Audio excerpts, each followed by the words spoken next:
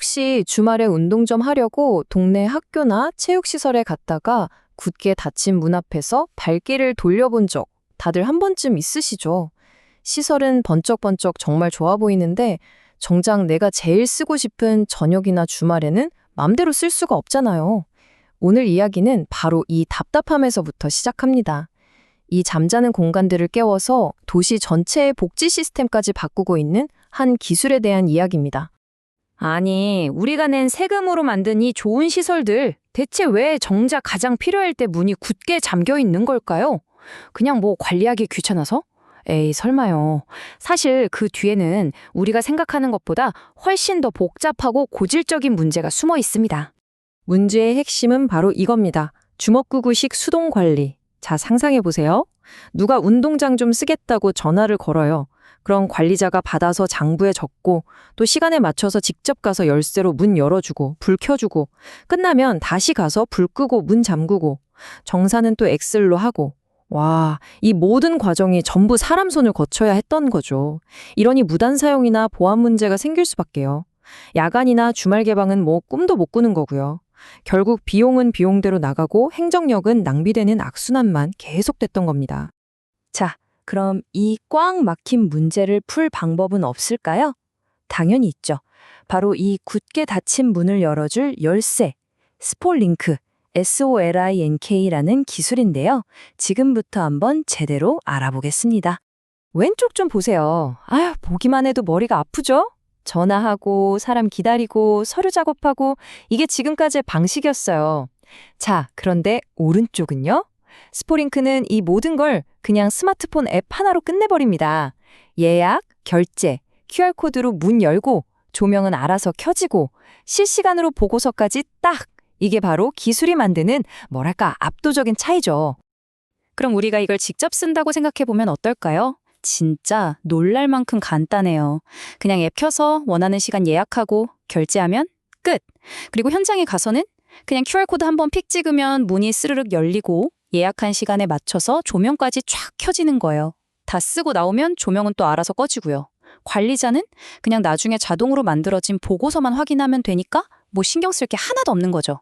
이게 바로 사람 손이 전혀 필요 없는 완벽한 무인 운영 시스템입니다. 근데 스포링크가 그냥 단순한 예약 앱이라고 생각하시면 안 돼요. 이게 정말 특별한 이유가 있거든요. 자, 앱이 일종의 두뇌라고 생각해 보세요. 그럼 실제로 문을 열고 불을 켜는 몸이 있어야 하잖아요. 스포링크는 바로 이 두 가지를 완벽하게 하나로 합친 기술인 겁니다. 이걸 만든 애니티페이라는 회사가요. 괜히 정부에서 혁신성장 유형 벤처기업으로 인증해 준 게 아니에요. 문을 열고 조명을 제어하는 이 핵심 하드웨어 기술 특허를 직접 가지고 있는 거죠.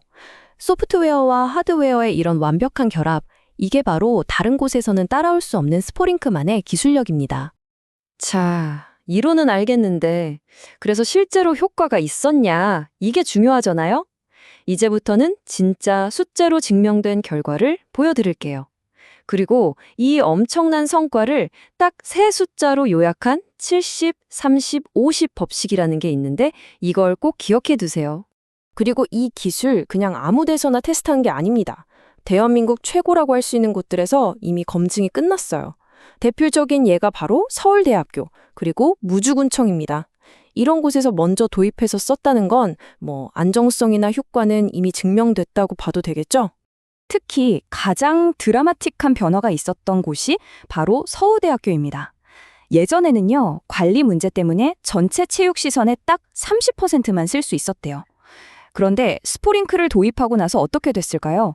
이 개방률이 무려 70% 이상으로 그냥 수직으로 상승해버렸습니다.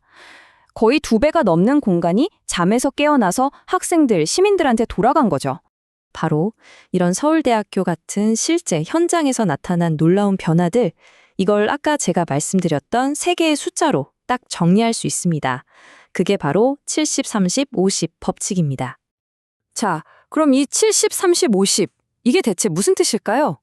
첫 번째 70은요, 민원이 70%나 줄어들었다는 겁니다. 막 몰래 와서 쓰고 가고 이런 골치 아픈 문제들이 사라지는 거죠. 두 번째 30은 전기세 같은 운영비를 30%나 아낄 수 있다는 뜻이에요. 우리 세금이 줄줄 새는 걸 막아준다는 얘기죠. 그리고 마지막 50은 뭘까요? 바로 행정 업무가 50% 절반으로 줄어든다는 겁니다. 그럼 담당 공무원들은 이런 자잘한 일 대신에 진짜 더 중요한 일에 집중할 수 있게 되겠죠? 보세요. 민원 줄고 세금 아끼고 이런 효율적으로 변하고 이건 뭐 모두가 윈윈하는 거 아닙니까? 그런데 여러분, 이야기는 여기서 끝나지 않습니다. 그냥 관리 편해지고 돈 아꼈네. 이게 다가 아니라는 거예요. 사실 진짜 중요한 이야기는 지금부터입니다. 이렇게 문을 여는 것이 우리 사회의 복지에 대한 생각 자체를 완전히 바꿔놓을 수 있는 정말 거대한 시작점이 되거든요. 바로 이 한 문장이 핵심을 꿰뚫고 있습니다. 무인생활체육은 단순히 복지를 늘리는 정책이 아니라 미래의 의료비와 돌봄 비용을 줄이는 예방정책이다. 와, 엄청난 말이죠.